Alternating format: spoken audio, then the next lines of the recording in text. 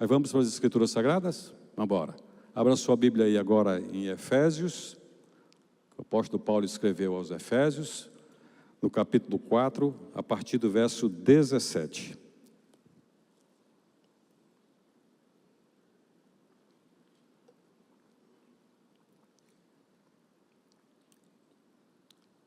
Está escrito assim, Efésios capítulo 4, a partir do verso 17. Isto, portanto, digo e no Senhor testifico, que não mais andeis como também andam os gentios, na vaidade dos seus próprios pensamentos, obscurecidos de entendimento, alheios à vida de Deus por causa da ignorância em que vivem, pela dureza do seu coração, os quais, tendo se tornado insensíveis, se entregaram à dissolução para com a avidez cometerem toda a sorte de impureza.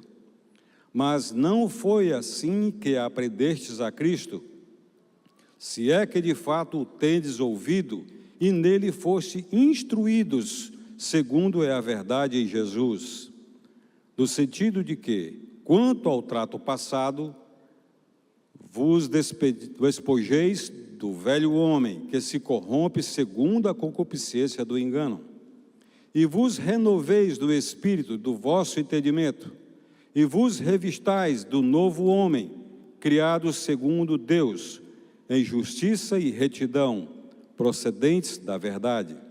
Por isso, deixando a mentira, fale cada um a verdade com o seu próximo, porque somos membros uns dos outros. Irai-vos, e não pequeis, não se ponha o sol sobre a vossa ira, nem deis lugar ao diabo. Aquele que furtava, não furte mais, antes trabalhe, fazendo com as próprias mãos o que é bom, para que tenha com que acudir ao necessitado. Não saia da vossa boca nenhuma palavra torpe, e sim unicamente a que for boa para a edificação, conforme a necessidade, e assim transmita graça aos que ouvem. E não entristeçais o Espírito de Deus, no qual fostes selados para o dia da redenção. Longe de vós toda amargura e cólera, e ira, e gritaria, e blasfêmia, e bem assim toda a malícia. Antes, sede uns para com os outros benignos, compassivos, perdoando-vos uns aos outros, como também Deus em Cristo vos perdoou. Vamos orar. Nosso Deus, pureza da Tua palavra, Senhor, está diante de nós. O ensino, Deus, te louvamos porque o Senhor nos ensina. Te louvamos porque o Senhor tem cuidado de nós. Te damos graças, Senhor, por essa leitura da Tua palavra e que ela fique, entre em profusão dentro de nós. Em nome de Jesus. Amém. Irmãos, como o pastor Francisco tem falado, outros pastores têm pregado aqui também, a respeito da cidade de Éfeso. Éfeso é uma cidade muito bonita, muito rica, mas lá tinha um templo e um anfiteatro grandioso para 25 mil, 30 mil pessoas. E era o local, tinha um templo de adoração a uma deusa. E o povo estava acostumado a adorar a deusa, Diana, que tinha caído do planeta Júpiter, desceu e caiu na terra, e ali fizeram um culto, adoração a ela, e assim os gregos faziam essa adoração a Diana. Mas quando o apóstolo Paulo chega nessa cidade, levado pelo Senhor, ele vai anunciar a verdade. E quando ele começa a anunciar a verdade, rapidamente, aqueles que acreditavam na mentira, tentaram tirar ele do meio. E indignaram-se, colocaram Paulo para fora. E de repente levantou-se uma multidão naquele anfiteatro. E durante 2 horas, clamaram, grande é a Diana dos Efésios. Dizendo assim, Paulo, nós não queremos ouvir a tua pregação. Não queremos ouvir o teu sermão. Não queremos ouvir essa verdade que você está trazendo para nós. E clamaram durante quase 2 horas, grande é a Diana dos Efésios. Você já imaginou 25 mil pessoas num mesmo tempo, todo mundo falando a uma voz esse texto? Uma multidão. E o apóstolo Paulo calou-se, daí a pouco levantou-se um homem e acalmou aquela multidão toda. O certo é, meus amados irmãos, que pela pregação da verdade, muita gente se converteu. Muitos se converteram. Esse capítulo começa com um apelo aos cristãos que andaram para andarem de modo digno da sua vocação agora que foram chamados. O capítulo 4 começa exatamente assim. E ele dá e continua com a exigência de um crescimento espiritual, que o povo que aceitou Jesus Cristo, que o povo entendeu a verdade, cresça espiritualmente. Desenvolva a sua capacidade de fé, cresça no Senhor. O corpo de Cristo bem ajustado. E agora em termos mais práticos, Paulo descreve o modo pelo qual essa chamada deve ser observada. E quando a gente olha para o nosso contexto, irmãos, o contexto que nós saímos, onde estávamos e como Deus nos chamou para Ele, e agora como é que é o meu modo de vida, como é que vai ser o meu modo de viver? Bom, quando Deus chama a gente, existe uma transformação, vai acontecer mudança, com certeza absoluta vai acontecer mudança, porque o chamado que o Senhor nos faz é irresistível, não tem quem resista, ele vem para os pés do Senhor. Lembrando aqui agora, o povo de Israel. O povo de Israel viveu escravizado 430 anos no Egito. E quando ele saiu de lá, ele saiu com inúmeras manias, modos de vida, inúmeros modos, adorando tudo quanto era deuses que o Egito tinha. Mas no deserto o Senhor pegou e disse: Moisés, escreve aqui, vai escrevendo. E foi estabelecendo regras, leis, para que o povo pudesse se ajustar naquilo que é a perfeita vontade de Deus. Assim também ocorre com a gente hoje.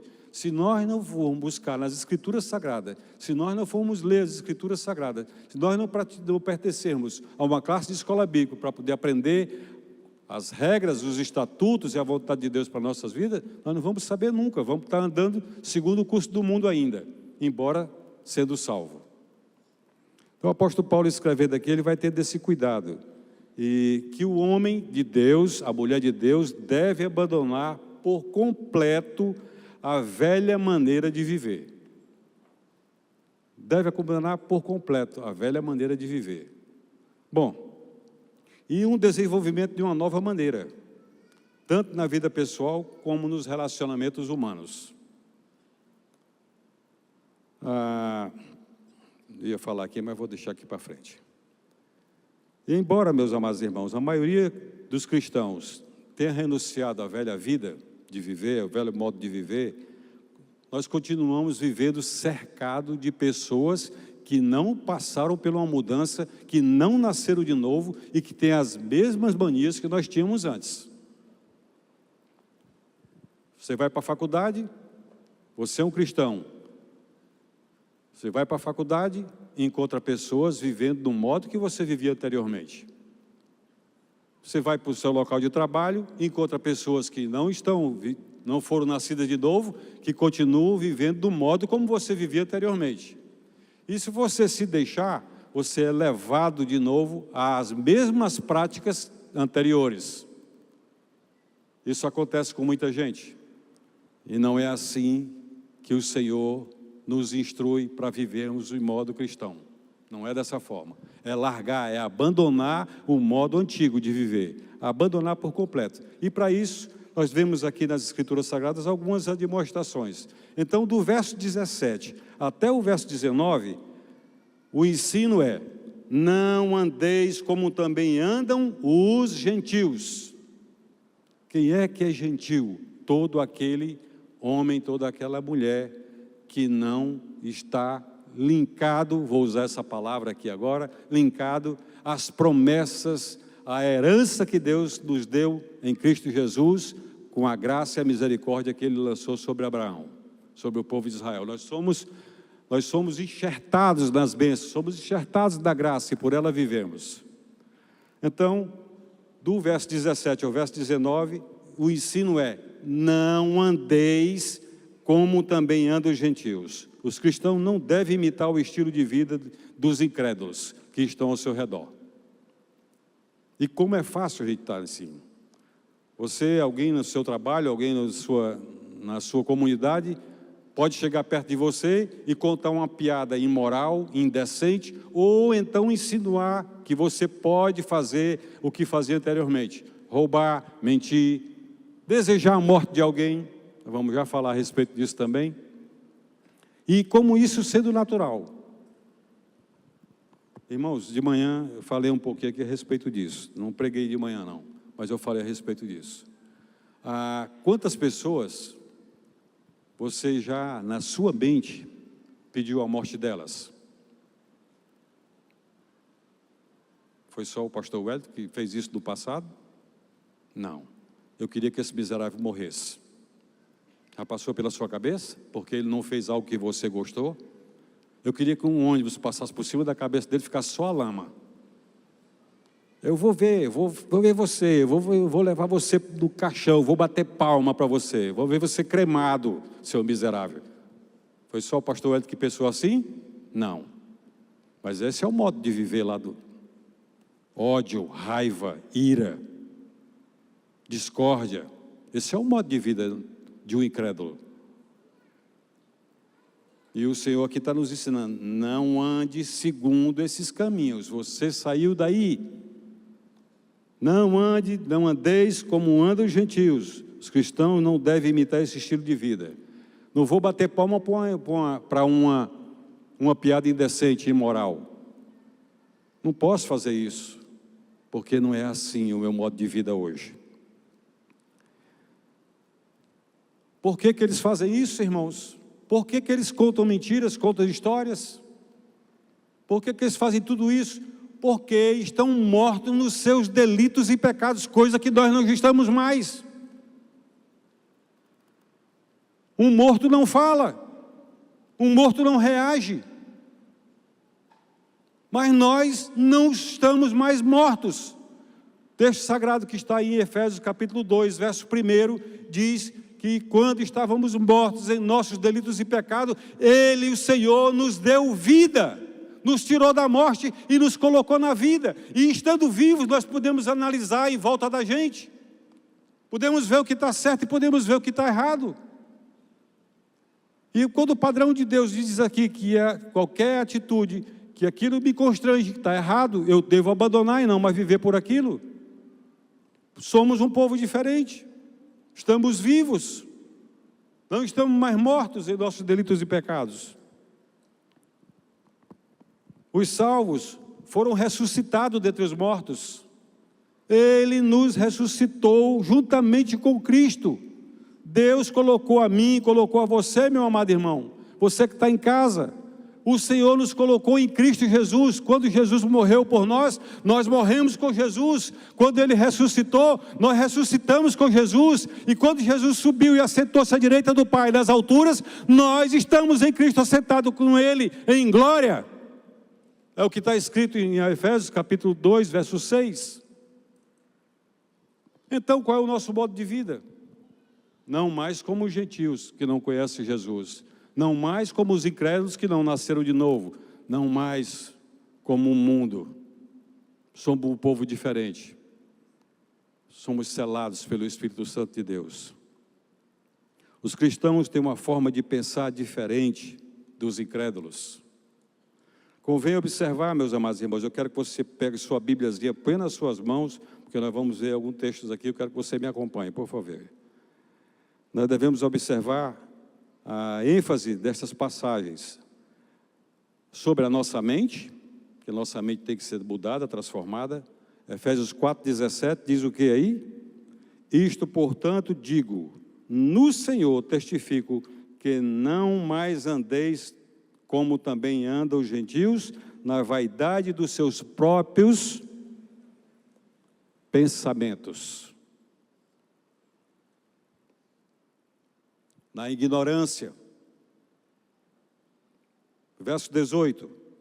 Obscurecidos de entendimento, alheios à vida de Deus, por causa da ignorância em que vivem, pela dureza do seu coração. Olha aqui, meus amados irmãos, como o Espírito Santo vai nos mostrando a forma com que os incrédulos vivem e a forma como nós devemos viver. No entendimento, no verso 23. Olha o verso 23. E vos renoveis do espírito do vosso entendimento. Renovação, mudança de mente, mudança de valores, mudança de paradigmas. Esse deve ser o nosso cuidado aqui com as Escrituras Sagradas. A salvação de cada um de nós começa com arrependimento. A nossa salvação começa com arrependimento. E é uma mudança de disposição mental.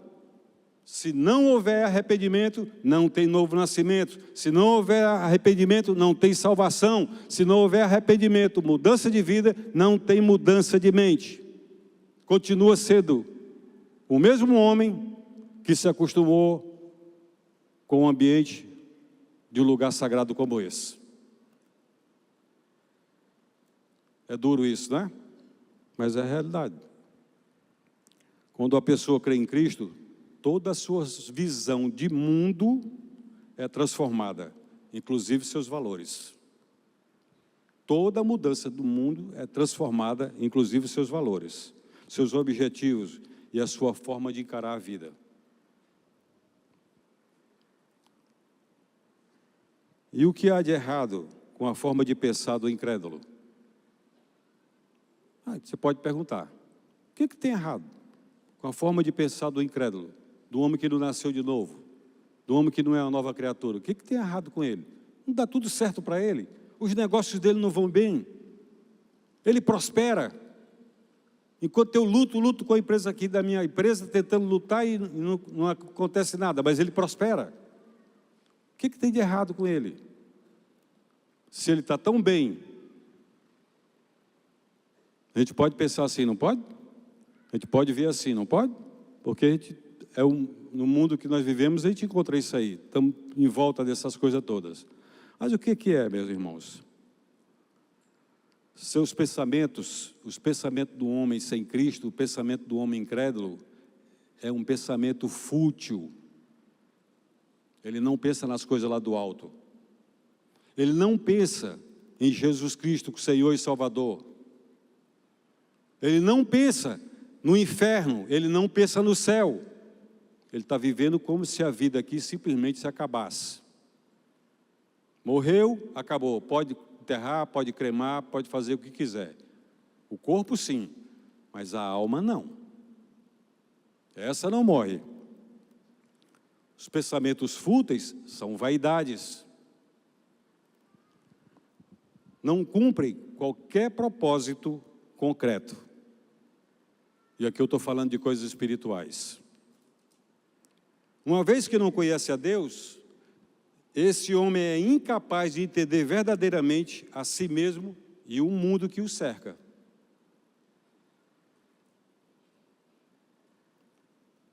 Eu queria pedir a você que, porventura, está com o celular aí na mão, ligado aí na internet, fique só com a Bíblia aberta.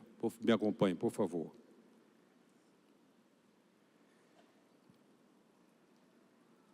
Nós encontramos em Romanos, agora abra sua Bíblia, por favor, Romanos, no capítulo 1, e nós vamos ler do verso 1, verso 21 ao verso 25, Romanos 1, 21 a 25. Olha o que está escrito aqui, meus amados.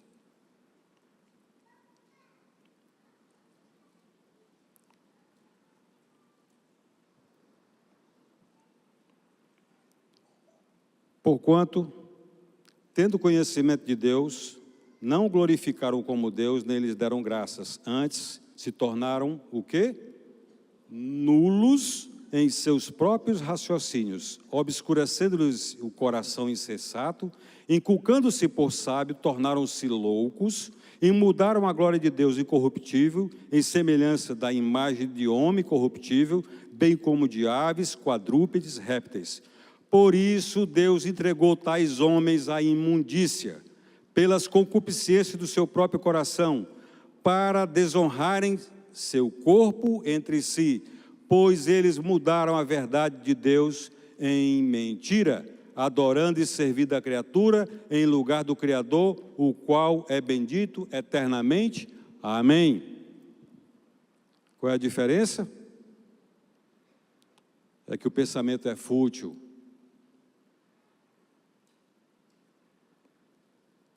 Nosso mundo de hoje possui muito conhecimento, mas pouca sabedoria. Muito conhecimento, mas pouca sabedoria. O pensamento de uma pessoa incrédula é fútil, porque está obscurecido. Irmãos, eu vou repetir isso aqui. O pensamento de um homem e de uma mulher incrédula, ele é fútil porque ele está obscurecido. Como é isso, pastor? Ela se considera uma pessoa sábia, mas rejeita as escrituras sagradas, rejeita a Bíblia.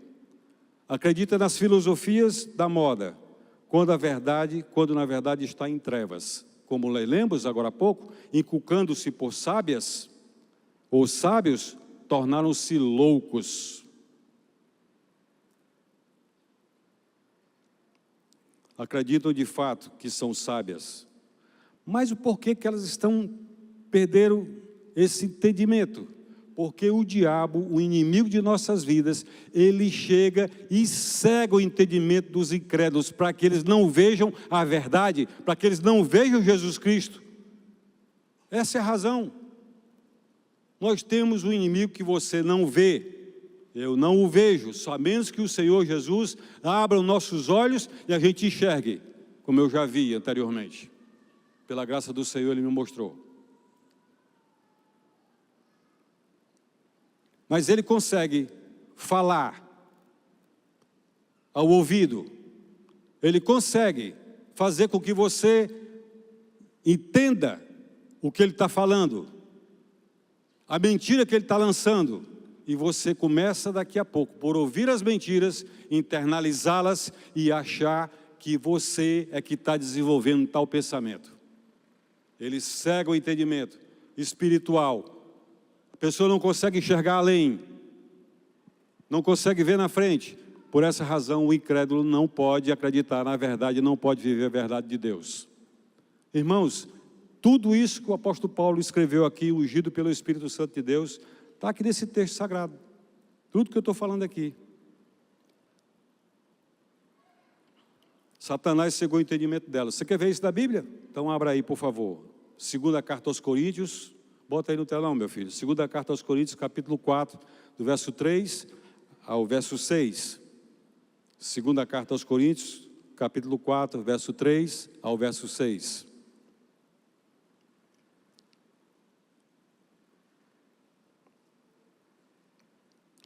Segunda Coríntios 4, 3 a 6. Vamos lá? Vamos ler aí, o que está aí? Começamos, porventura outra vez, recomendando-nos a nós mesmos? Não, né? Bota aí. 2 Coríntios 4, deixa eu abrir aqui, eu vou em cima. 3 a 6.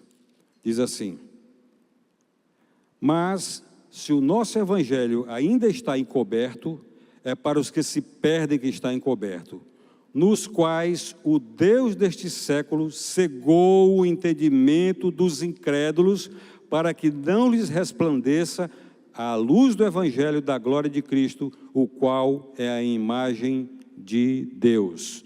Porque não nos pregamos a nós mesmos, mas a Cristo Jesus, nosso Senhor, e a nós mesmos como vossos servos, por amor de Jesus. Porque Deus, que disse, das trevas resplandecerá a luz, Ele mesmo resplandeceu em nosso coração, para a iluminação do conhecimento da glória de Deus e da face de Jesus, do nosso Cristo.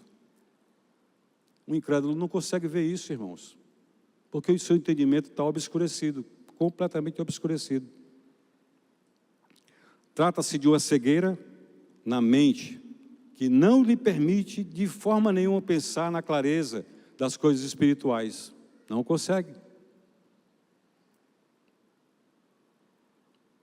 Quando eu estava parando aqui para escrever o que eu estava escrevendo, durante a semana todinha, em alguns momentos, tirando uma hora aqui, uma hora ali, para poder estar aqui orando e clamando aqui, eu pedi: Senhor, me mostra o que tem mais aqui nesse texto sagrado. Mostra mais. pesquisa daqui, pesquisa dali. Mas é uma hora assim que o Espírito Santo chega e diz assim: escreva isso aqui. E você vai lá e escreve.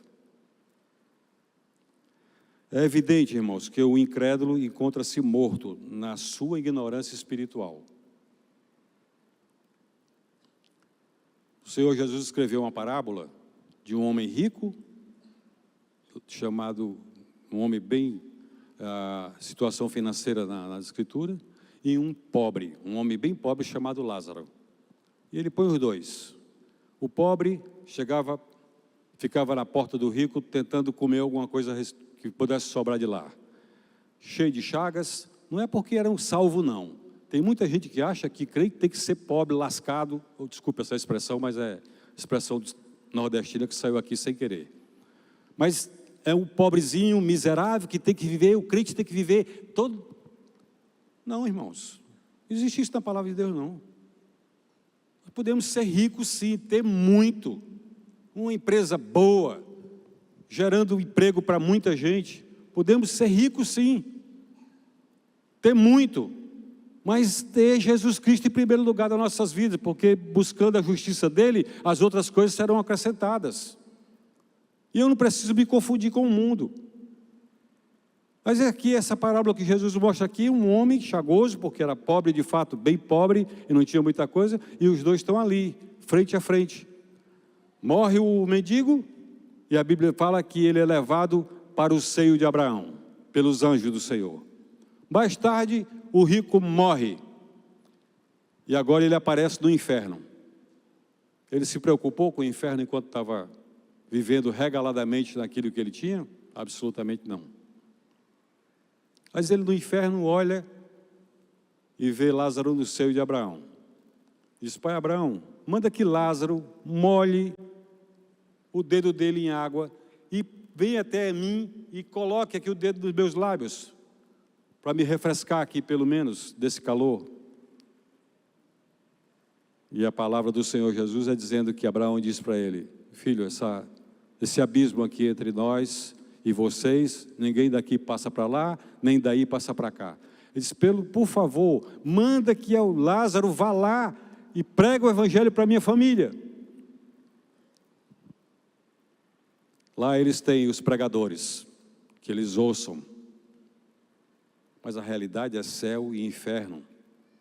A realidade é que tanto um quanto o outro pode ser rico e pode ser pobre, se ele não tiver Jesus, se ele não passou pelo novo nascimento, se ele não é uma nova criatura, o caminho é inferno depois, preparado para o diabo e seus anjos.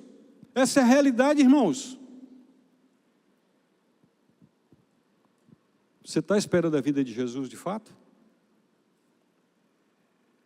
Você entende que uma hora dessas o seu nome pode ser chamado? A alma não morre, sente. Ele sentiu dores, sentiu angústia, sentiu calor, sentiu fome, sentiu sede, atormentado nas chamas. Esse o texto sagrado está falando dessa forma. Não deixa que meus irmãos venham para cá. Não deixa, anuncia a eles para que eles não venham para cá.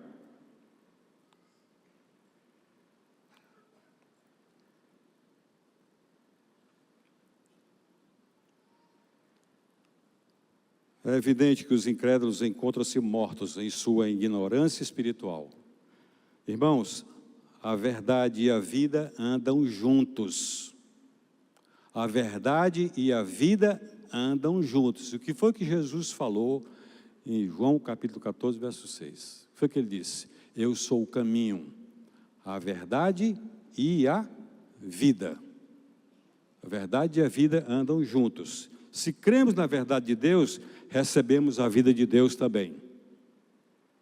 Se cremos na verdade de Deus, recebemos também a vida de Deus. Seria de imaginar que o incrédulo fizesse de tudo para sair de uma situação espiritual terrível. Infelizmente, porém, encontra-se escravizado pela dureza do seu coração. Tornou-se insensível, pois se entregou ao pecado que o controla. Dá para entender isso, meu amado irmão? Onde é que está o seu pensamento agora? Está pensando no sanduíche daqui a pouco? Ou você está aqui nas Escrituras ainda? Onde é que você está? Está com sono? Dá sono. O cristão não pode seguir o exemplo do incrédulo, pois ele experimentou o milagre de ser ressuscitado dentre os mortos. Estávamos mortos nos nossos delitos e pecados, e o Senhor nos deu vida em Jesus Cristo. Essa é a grande diferença.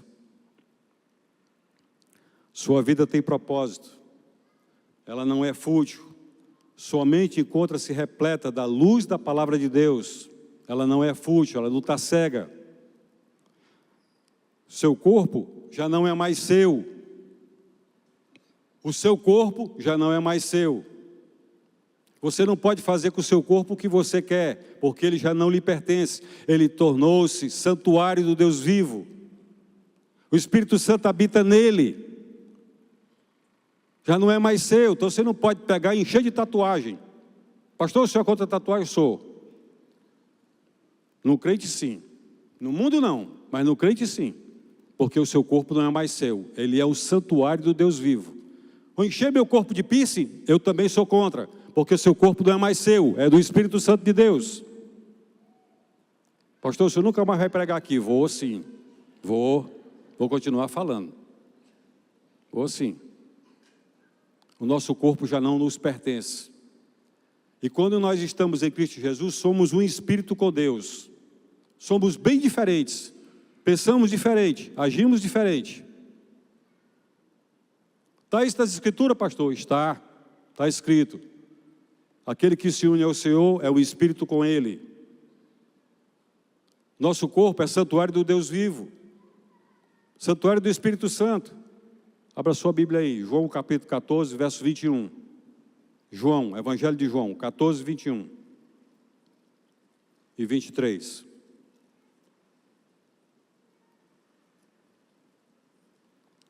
Aquele que tem os meus mandamentos e os guarda, esse é o que me ama. Aquele que me ama será amado por meu Pai, e eu também o amarei e me manifestarei a ele. É o que está escrito? É o que está escrito? É a palavra de Deus? É. Verso 23. Respondeu-lhe Jesus: se alguém me ama, guardará a minha palavra, e o meu Pai o amará. E viremos para ele e faremos nele o quê? Morada. Irmãos, nós não somos qualquer coisa não. Nós não somos a ralé do mundo não, meus amados. Como o diabo tenta fazer com que a gente compreenda isso, por causa da intelectualidade diabólica dos cabeções que andam falando dessa forma. Não. Eu sou o que a Bíblia diz que eu sou filho de Deus. Eu tenho o Espírito Santo de Deus em mim. O meu corpo é a morada do Deus excelso, da Trindade excelsa. Meu corpo não pode ser feito dele qualquer coisa não.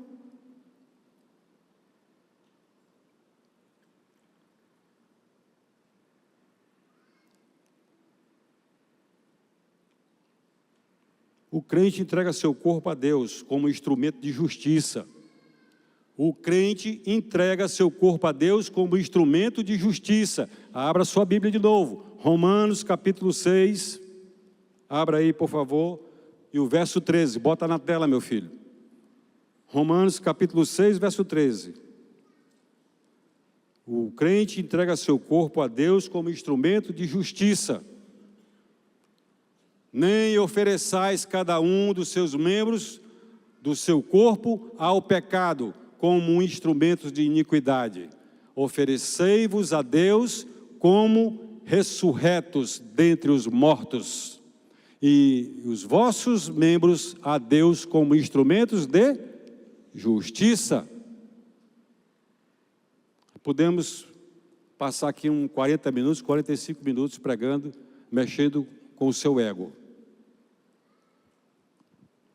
Mas eu não fui chamado por Deus para poder mexer com o ego de ninguém, nem massagear o ego de ninguém. Fui chamado pelo Senhor para pregar a palavra, para dizer o que está certo e o que está errado.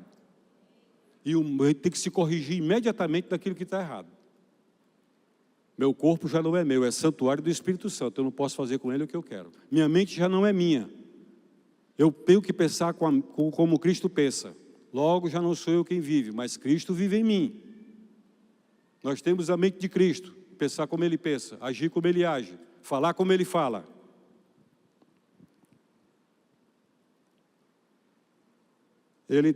Nós entregamos o nosso corpo a Deus como instrumento de justiça e não ao pecado, nem à satisfação de sua concupiscência egoísta. Em todos os sentidos, o cristão é diferente do incrédulo. Daí a admoestação: não andeis como andam os gentios ou os incrédulos. Uma segunda admoestação nós vamos ver aqui nessa Escritura Sagrada. Paulo reforça sua admoestação com um argumento, provavelmente, da experiência espiritual de seus leitores. Mais uma vez, a ênfase é sobre o pensamento ou sobre a forma do cristão ver o mundo. Vamos lá. E o verso 20 do capítulo 4 diz assim: mas não foi assim que aprendestes a Cristo. Não foi assim que aprendestes a Cristo. O apóstolo não diz, aprendestes sobre Cristo. Pois é possível aprender sobre Cristo e jamais experimentar a salvação. Eu já encontrei inúmeras pessoas que eu conheço a Bíblia toda, de Gênesis a Apocalipse. Você conhece? Tudo bem. Pode citar algum texto que você se encontra nele? E quando eu faço essa pergunta, esse homem ou essa mulher que falou que conhece a Bíblia toda, não consegue lembrar de nenhum texto. Por quê?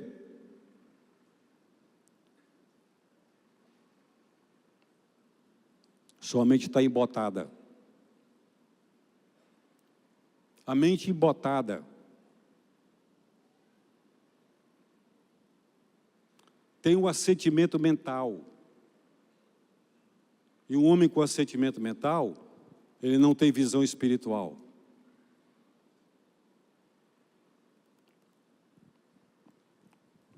Aprender a Cristo significa ter relacionamento pessoal com Jesus. Aprender a Cristo significa ter relacionamento pessoal, conhecê-lo a cada dia.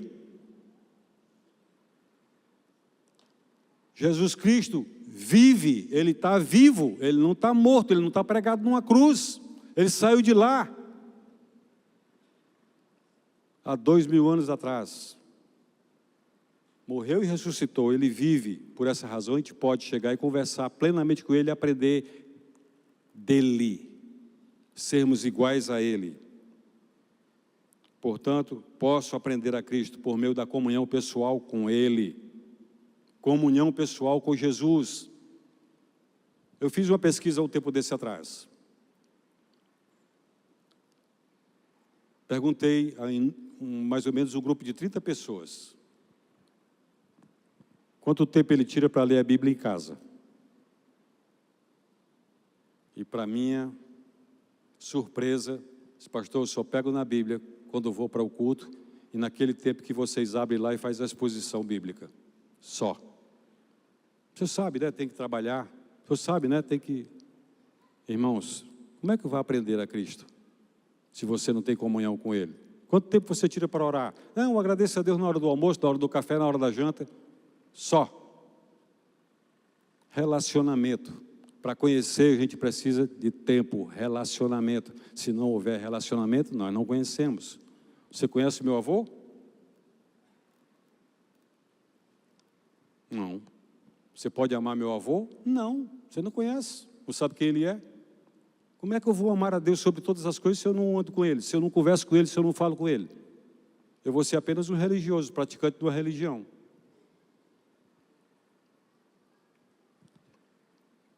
Essa comunhão, meus amados irmãos, se baseia na palavra de Deus, capaz de ensinar a verdade, conforme se encontra em Cristo. Quanto melhor a minha compreensão da palavra de Deus, melhor meu conhecimento do Filho de Deus, pois a Bíblia toda é uma revelação do Senhor Jesus. De Gênesis até Apocalipse, as Escrituras Sagradas nos revelam Jesus. E Jesus mesmo disse isso. Agora abra sua Bíblia de novo em Lucas, no capítulo 24, verso 27.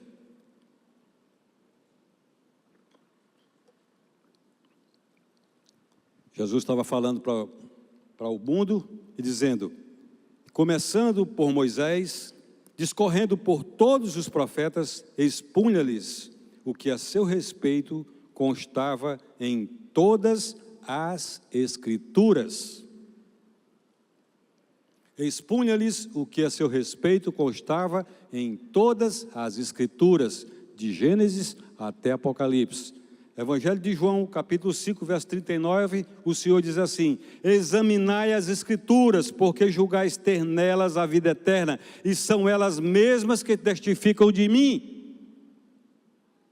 Como é que eu vou andar com Jesus se eu não tenho intimidade com Ele?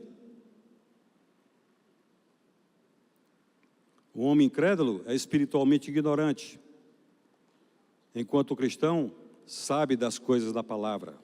O homem incrédulo não conhece a Cristo, enquanto o cristão cresce no seu conhecimento cada dia. Cremos na verdade e recebemos a vida. Portanto, meus amados irmãos, devemos andar no caminho. Jesus Cristo é o caminho, não de acordo com o exemplo do mundo.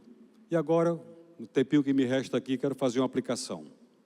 Verso 25, recebemos a exortação maravilhosa. Verdade e amor em lugar de falsidade e amargura. Está aqui no texto.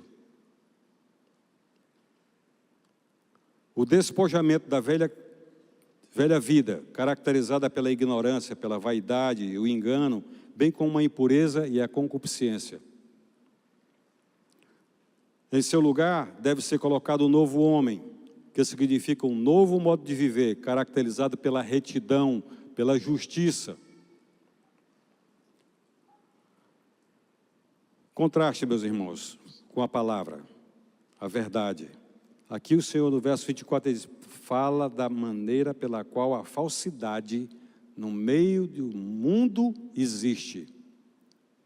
Falsidade, mentira, o mundo mente. O mundo mente, nós não podemos mais mentir. Aquele que mentia, não minta mais. É a aplicação da palavra de Deus em nós. Aquele que mentia, não minta mais.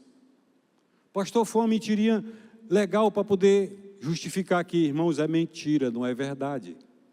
Amanhã, quando essa mentira for exposta, é uma vergonha. Tenta se justificar o injustificável. É mentira. É melhor uma verdade que dói agora, mas é verdade, do que uma mentira que massageia e amanhã torna-se algo tão sujo, tão nojento. Somos membros uns dos outros. Somos membros um dos outros. Nós somos corpo de Cristo. Somos membros um dos outros. Para reforçar esse seu argumento contra a falsidade, Paulo apela apenas para a lei moral, que todos conhecem e conhecem muito bem.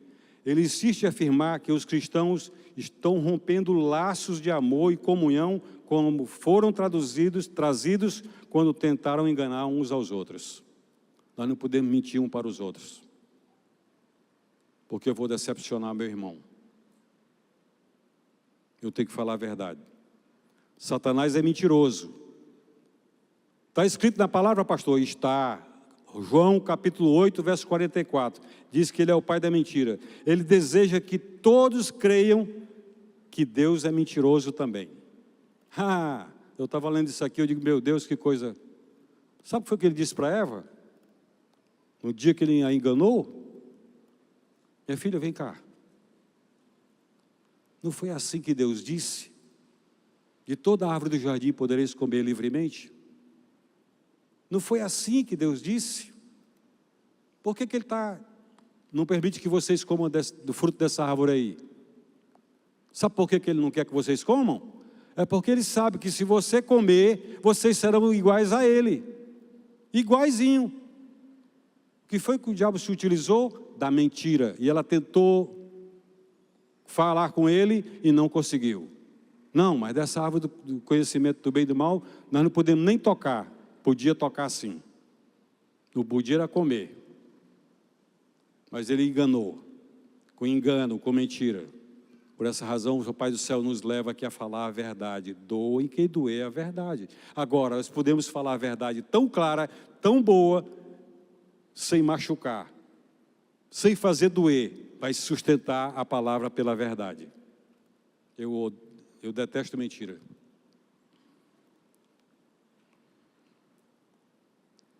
Sempre que dizemos a verdade, o Espírito de Deus opera. Mas sempre que contamos uma mentira, Satanás entra em ação. Vou repetir isso aqui. Sempre que dizemos a verdade, o Espírito de Deus opera. Mas sempre que contamos uma mentira, Satanás entra em ação.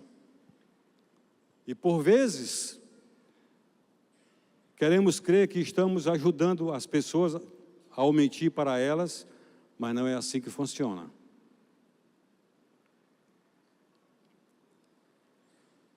Podemos não ver as tristes consequências de imediato, mas mais cedo ou mais tarde elas aparecerão, porque a mentira jamais procede da verdade.